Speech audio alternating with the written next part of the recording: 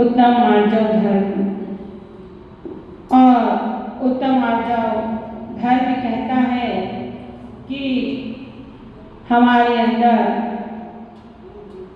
क्या आना चाहिए? सरलता। क्या बोलता है? सरलता।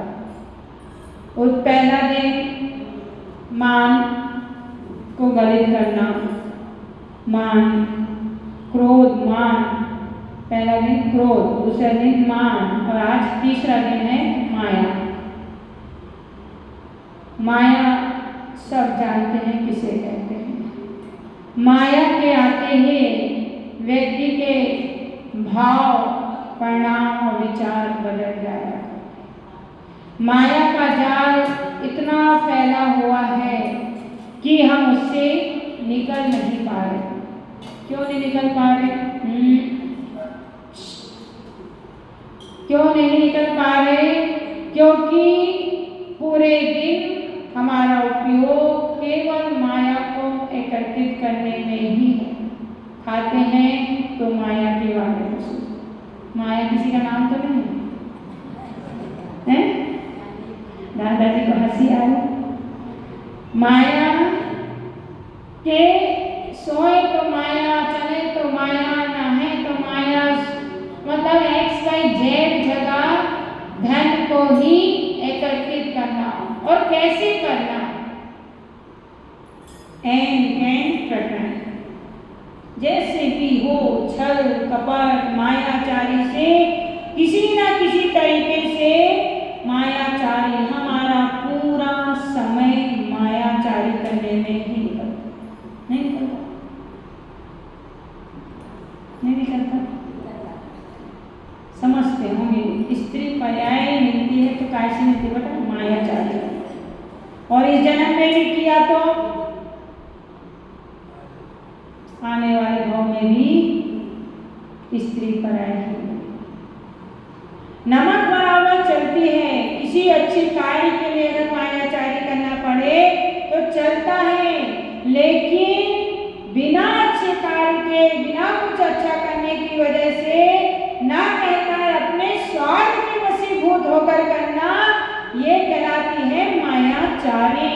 हम देखो कोई भी कार्य करते हैं, कुछ भी XYZ कार्य करते हैं, वहां हम अपना उद्देश्य ढूंढते रहते हैं, अपना लक्ष्य ढूंढते रहते हैं कि हमें इसे कैसे ठगना है। हम अगर बात कर रहे हैं तो उसमें भी कोई रीजन है। अगर हम कोई कार्य कर रहे हैं तो उसमें भी रीजन है। अगर हम पड़ोसी को खाने पे बुला रहे हैं तो उसमें भी मायाचारी का भाव चल रहा है। अगर हम अपने भाई बंधु वगैरह को बुला रहे हैं तो उसमें भी मायाचारी चल रहे हैं। अगर हम अपने सास ससुर की सेवा कर रहे हैं तो उसमें भी मायाचारी चल रही है। अगर हम गुरुओं की भगत या भक्ति कर रहे हैं तो उसमें भी मायाचारी माता जी हमको अच्छा बोलो चलता है ऐसा?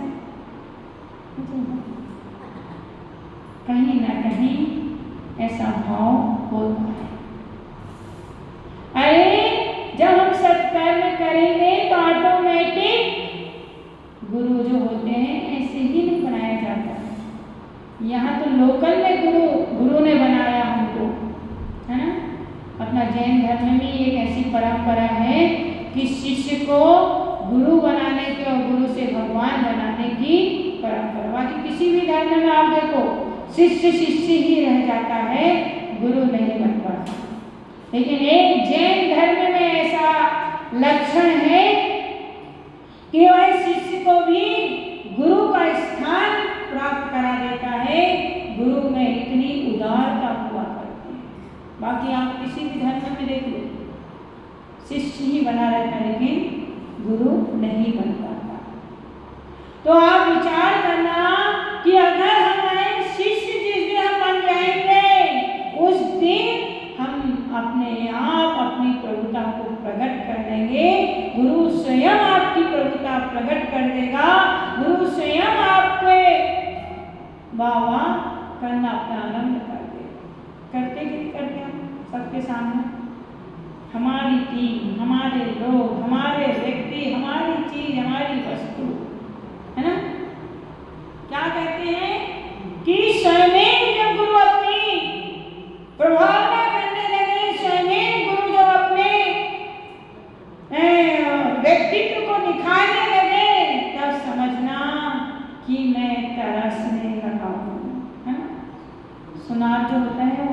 का रास्ता है ना।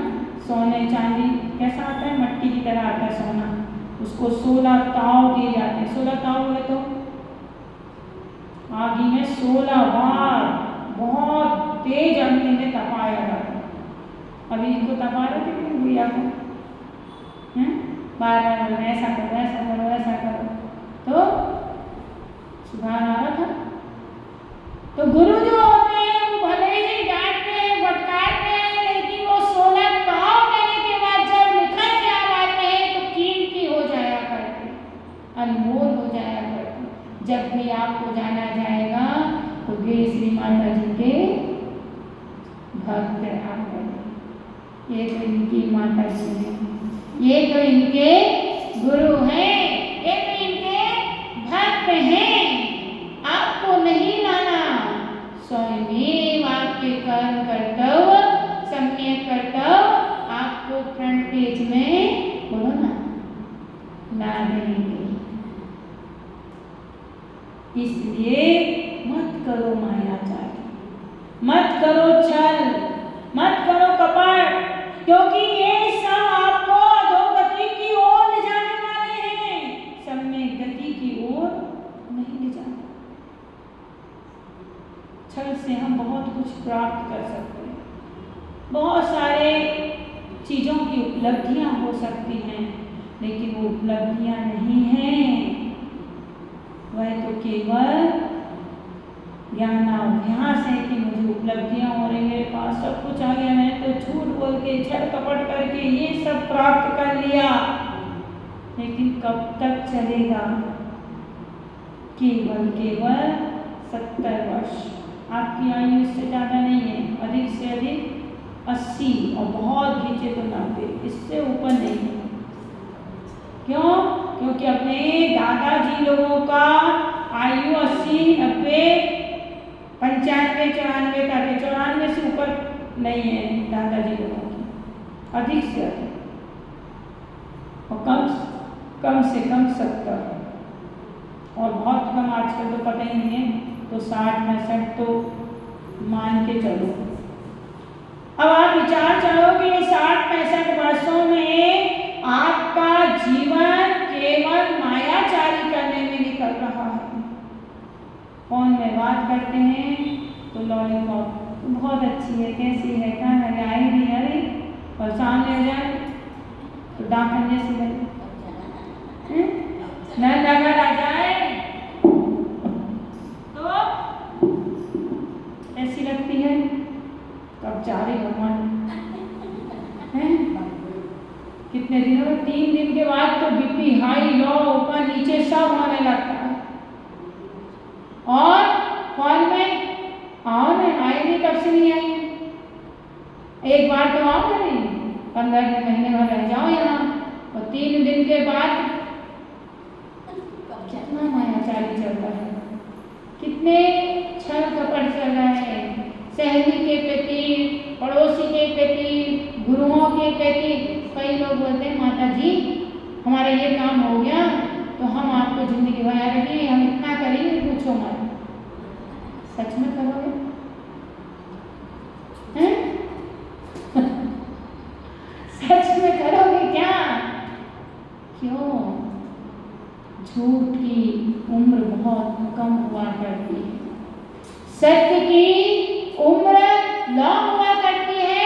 जब विश्वास पात्र बन जाओगे, जिस दिन सत्य बोलना सीख जाओगे, समझ लेना उस दिन आपने अपने जीवन को सफल करने का ठान लिया।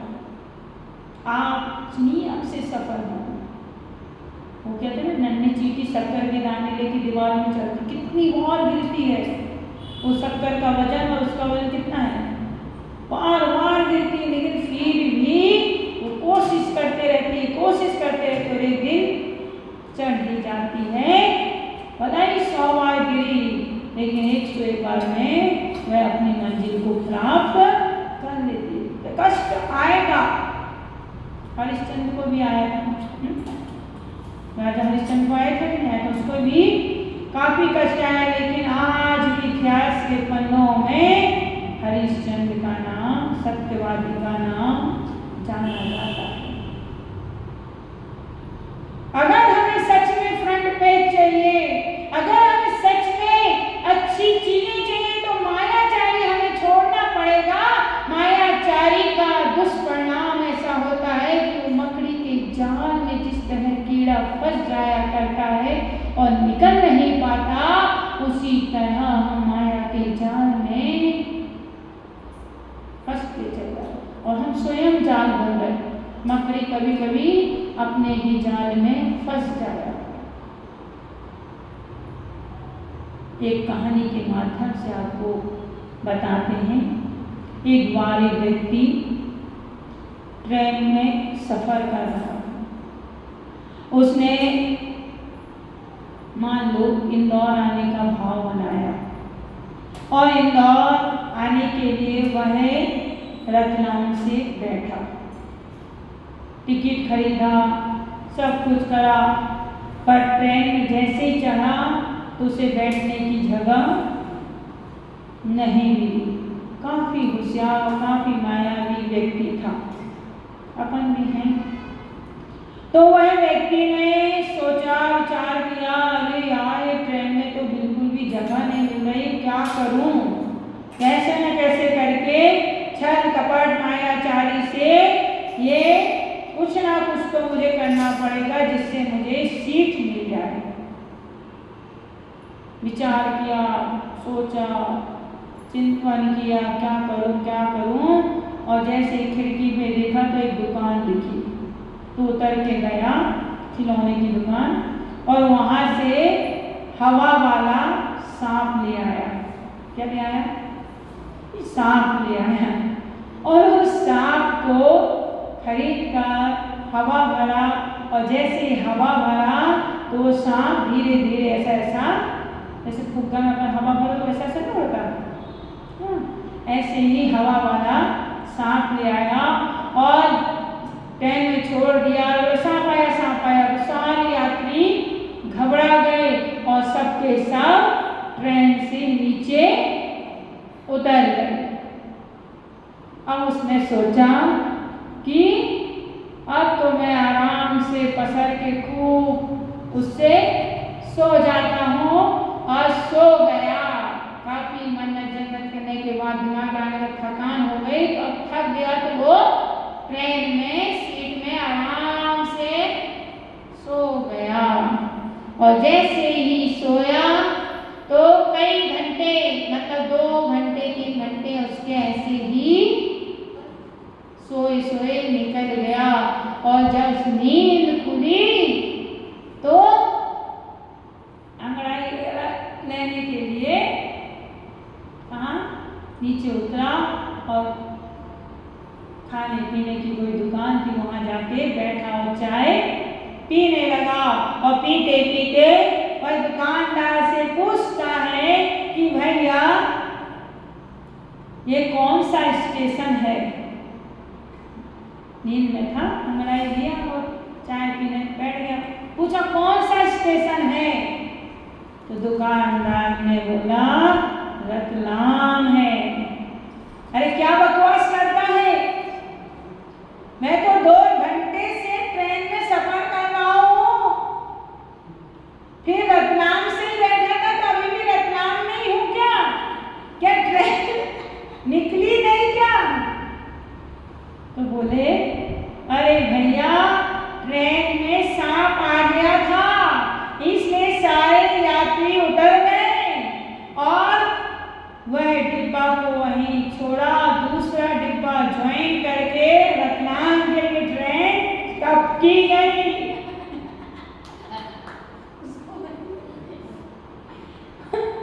विचार करो कि वह व्यक्ति ने मायाचारी से गेम तो खेल लिया, लेकिन उसकी सजा उसे भी मिल गई।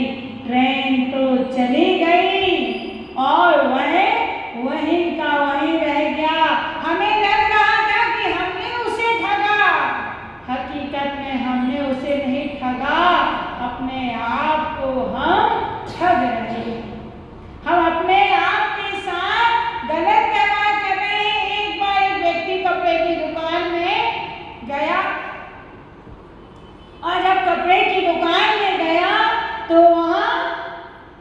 दुकानदार से कपड़ा मांगता है और पूछता है, भैया ये शर्ट कितने की है? दुकानदार सोचता, बड़ा मोटा मुर्गा आया है, सेठ जी जैसा लग रहा है, बड़ा हट्टा कट्टा दिख रहा है। उसने 200 की शर्ट 2000 रुपए में बताया।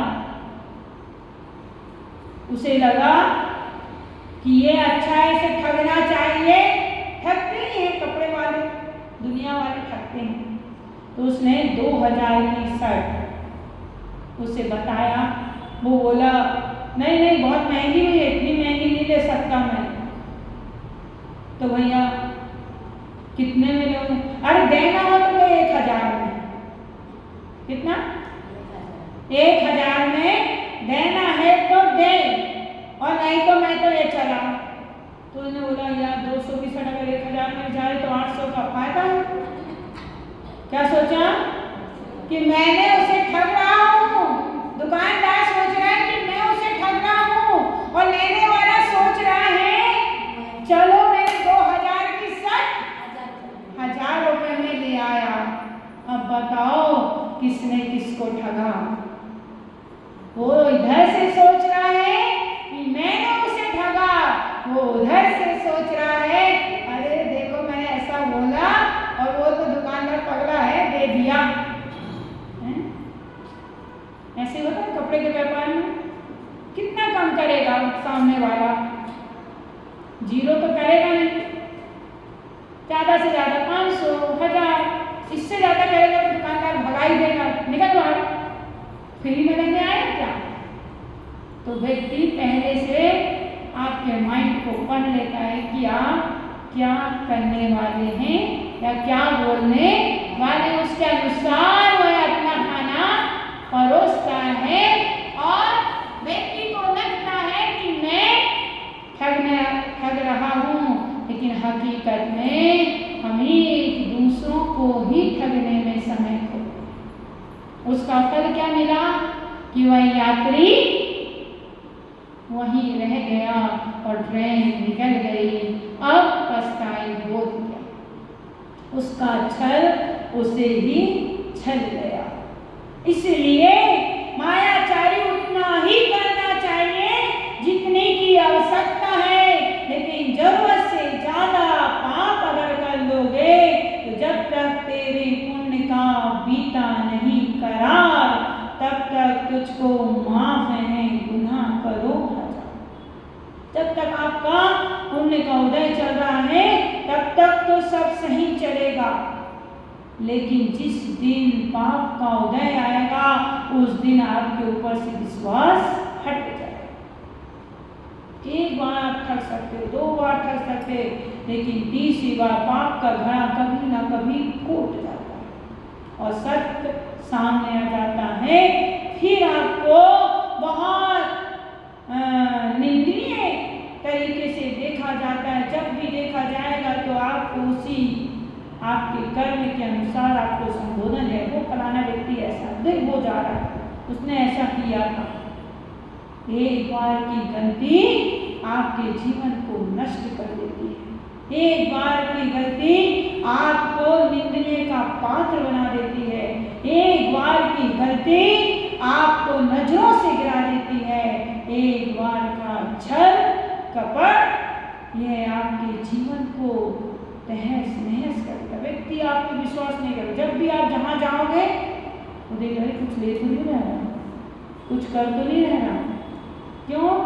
आपने एक बार चोरी कर दिया, अब आप पे विश्वास उठ गया। भले आप कितना भी अच्छा हो जाओ, जिहानी में हाथ रख दो, सत्य बोलो, भगवान पे हाथ रख, लेकिन वो जो सत्य का बीज बो दिया है वह आपका रहने ही वाला है। इसलिए सब कुछ करना, लेकिन मायाचारी नहीं करना, झूठ नहीं बोलना, कपट नहीं करना। ये कर्म तुम्हें अधोगति की ओर ले जाएंगे और इतना दूर तक ले जाएंगे कि वहां से आना मुश्किल हो जाएगा। अपने जीवन को एकदम इसे किसकी तरह बनाना है? बगुलों की तरह। बगुला कैसा होता है?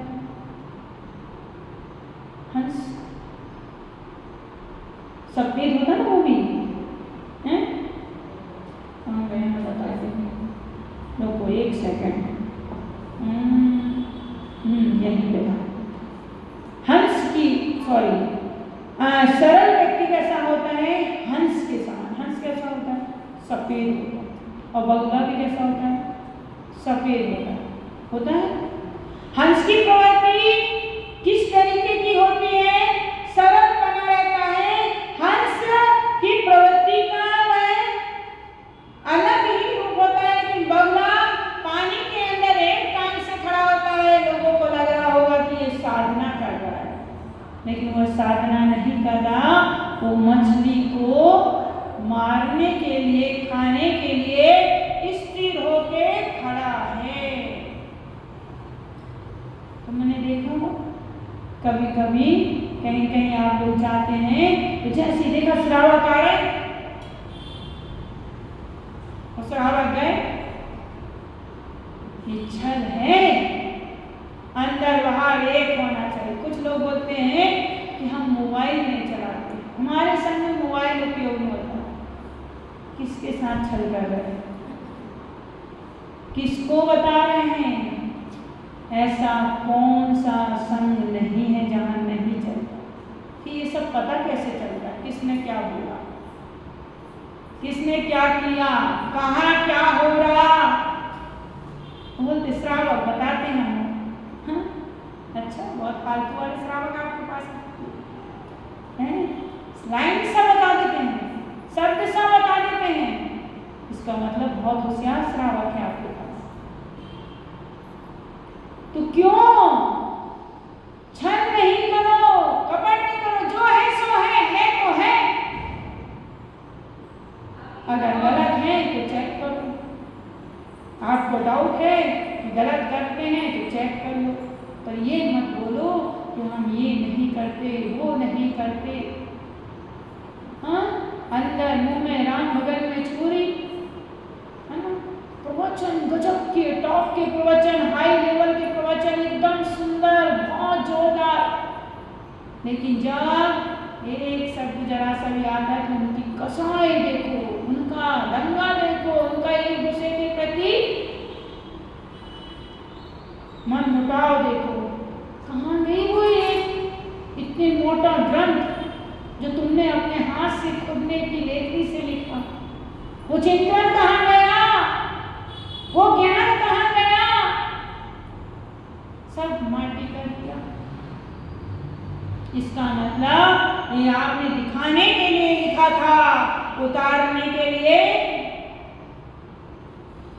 नहीं लिखा। हो क्या तुम लोग कभी कभी कई श्रावक आते होते, माता जी श्रावक और साधु में अंतर क्या है? सब तो ऐसे कर रहे, वैसे कर रहे, ये कर रहे, वो कर रहे। तुम्हारी वजह से साधु का साधुत्वपना खत्म होगा। श्रावक कर्तव्य खत्म हो रहा है। किस पे विश्वास करें? कौन सत्य बोल रहा है, कौन सही है, कौन गलत है? इसका मतलब कोई सही नहीं है, कोई गलत नहीं है, तो साधु धर्म भी खत्म हो जा रहा है। उनके प्रति श्रद्धा खत्म हो जा रही है, भगवान के प्रति आस्था खत्म हो जा रही है। जिनवाणी में लिखा रहता है, उसमें क्या? ये सब कुछ लोगों की वजह से। एक मछली पूरे तालाब को गंदा कर देती। देखो अभी अपन देख रहे हैं कितना चल रहा है। एक छोटी सी बात के वजह से कितना हंगामा चल रहा है और कैसा लग रहा है। देखो साधु साधु कितना लड़ रहे हैं, क्या नाम शब्द बोल रहे हैं, अनलीगल शब्दों का प्रयोग कर रहे हैं, गंदे शब्दों का प्रयोग कर रहे हैं। कहाँ गई साधुत्व? कहाँ गया आपका असली रूप? ये तो मुखोटा पहने हैं, बगले की तरह काम चल रहा है।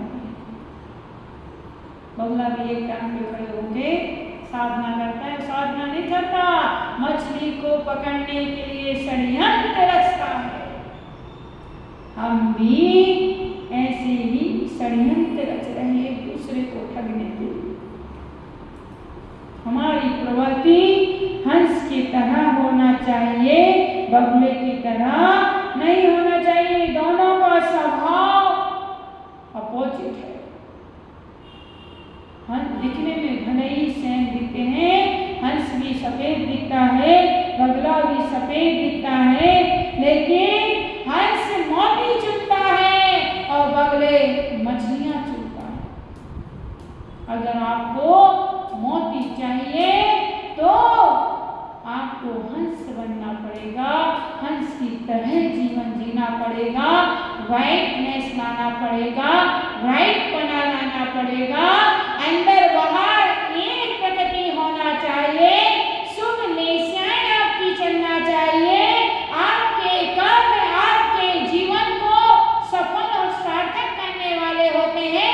जो जीव ऊपर कुछ अंदर कुछ रहता है, वह जीव कभी भी अच्छी गति का पात्र नहीं बन सकता, भूतो न भविष्य।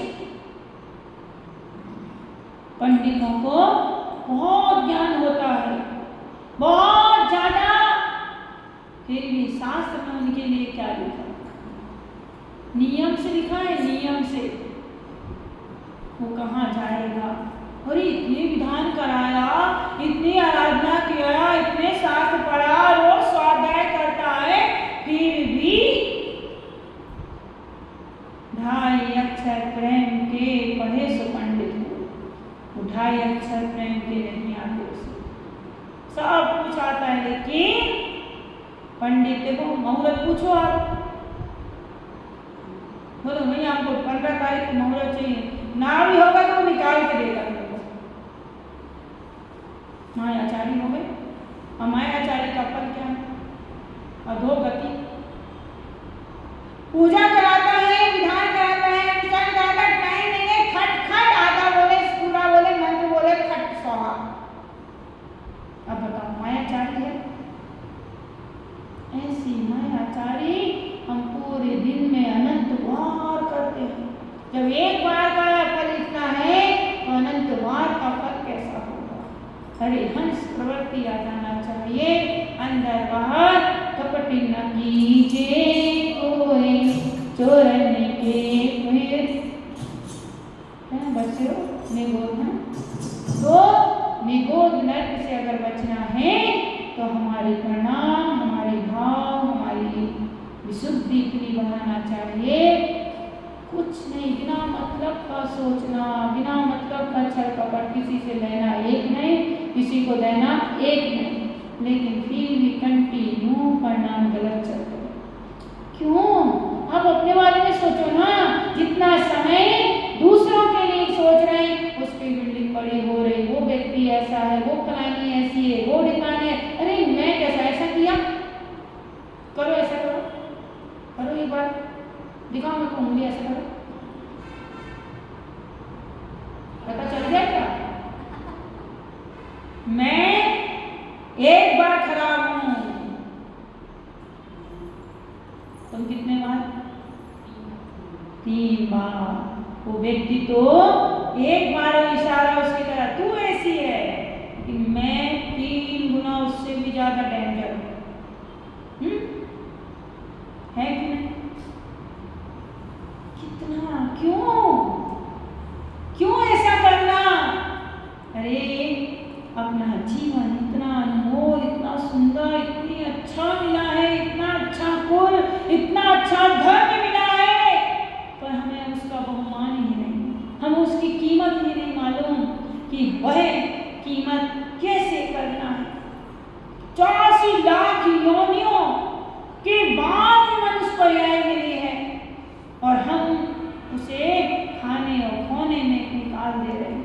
जितना भी काम कर रहे, दूसरों को दिखाने के लिए घर बनाया, दूसरों को दिखाने के लिए सोफा सेट बनाया, दूसरों को दिखाने कार लिया, दूसरों को दिखाने के लिए मोबाइल लिया, दूसरों को दिखाने के लिए दूसरे केवल एक सिंबल भर लग गया, बाहर आईफोन बन गया। वो एक सिंबल की कीमत देखो, 1 लाख 1.5 लाख, जबकि मिशनरी वही है अंदर, बस डिजाइन बदल गया, इसको लंबा कर दिया और इसको थोड़ा सा चौड़ा कर दिया, उसके आइकॉन थोड़े अलग टाइप के कर दिया, इसके आइकॉन थोड़े अलग टाइप के कर दिया, लेकिन वर्क तो वही कर रहा है। यहाँ से ऐसा ऐसा करके एंड्रॉइड में करते हैं, इसमें ऐसा करके बीच की बटन दबा के करते हैं। पर अंदर की मिशनरी, अंदर का वर्क, अंदर की कलाकारी सेम टू सेम है। मत फिसलो ऊपर की सफाई पे, चांदी का वर्क चढ़ा है गोबर की, बोलो ना, मिठाई का। सबसे सड़ी वाली जो मिठाइयाँ होती हैं उसमें चांदी का वर्क लगा के उसे कैसे महंगी कर देते हैं। सबसे खराब जो कपड़ा है ना जिसका रंग रोगन उड़ गया, उसको इंग्लिश कलर बोलकर बॉक्स में रख दिया जाता है और फटे पुराने कपड़े गरीबों के खरीद के उसको रगड़ा मार के रंग रोगन करके आपको परोस दिया जाता है और बोलते हैं कि 3000 वाला जींस पहना फटा हुआ था। अभागा व्यक्ति का फटे पुराने कपड़े कौन पहनता है? भागहीन व्यक्ति पहनता है, जिसमें एक छेद भी हो जाए तो उस कपड़े को पहना नहीं जाता। और तुमने तो 3-4 जगह से कटा वाला ले लिया, फैशन है। अरे भैया फैशन नहीं है, ये तुम्हारी दरिद्रता का कारण बन रही है, तुम्हारे धन का दुरुपयोग। जिसे 2 कौड़ी में भी नहीं पहले रखते थे, आज उसे 2000-3000 में खरीद रहे हैं। रंग उड़ा हुआ पैंट जींस जिसे पुराना फटा कहते थे पहले, अब उसे इंग्लिश कलर फैशन डिजाइनर हो गया है। ओहो, कितनी एजुकेशन कहाँ गई? वो एजुकेशन मट्टी पलीत हो गई कि भिखारी कैसे दिख रहे हो फिर भी समझ रहे हो कि मैं तो अपडेट हूँ। भैया अपना जीवन बहुत अनमोल है, बहुत प्रीशियस है। कम से कम कोई हमारी वैल्यू करे ना करे, हम तो अपनी वैल्यू करें, हम तो अपनी जान की कीमत जाने। क्योंकि जितने भी कष्ट 84 लाख योनि में उठाए हैं वो कष्ट मैंने स्वयं उठाया है, मेरे पड़ोसी ने नहीं उठाया, मेरे सगे संबंधियों ने नहीं उठाया। जब जब कष्ट आया है तब तब मैंने समता भाव रखा है और एक समता भाव रखकर ही मैंने पुण्य का अर्जन किया। और आज ये कुल और ये दिन और ये सांगोपांग अच्छे मिले हैं, रंग रोगन अच्छा मिला है, भगवान अच्छे मिले हैं, मंदिर मस्जिद अच्छे मिले हैं, लोग अच्छे मिले, माँ बाप अच्छे मिले। मेरी कमाई है, किसी और की कमाई नहीं है। वैल्यू करो, मेरे व्यक्ति की वैल्यू करो, अपने बच्चे अपने पति की वैल्यू करो। सिंदूर नहीं लगाते, गले में नहीं पहनते, चूड़ी नहीं पहनते, जब विधवा हो जाओगे तो तब पहनोगे क्या? तब तो जरूर पहनेंगे, मटकी के चटकीले श्रृंगार करेंगे, मेहंदी लगाएंगे, सब आएंगे। जब पति था तब मेहंदी आज तक नहीं लगाया, जब पति था तो हाथ में चूड़ी नहीं पहना, और जैसे गया तो सब चालू हो गया। देखो आप बोलते हैं फैशन है आजकल, कोई नहीं पहनता। अरे फैशन को देखोगी, ये तुम्हारी निरोगता। इंगली पहनो तो एक्यूप्रेशर होता है, अंगूठी पहनो तो, कड़े पहनो तो ये हाथ और हृदय को अच्छा लगता है, बिछड़ी पहनो तो आपके कितने लीवर अच्छे रहते हैं, पायल पहनो तो उसकी जो घुंघरुआं गढ़ती है वो एक्यूप्रेशर का काम किया करती हैं, आपकी पूरी ब्लॉकेज नलियों को खोला करती हैं। सिंदूर माथे में टीका लगा तो आपका ज्ञान केंद्र जागृत हुआ करता है, सम्यक बुद्धि को आकर्षित करने वाला होता है, आपके प्रति जीवों का प्रेम।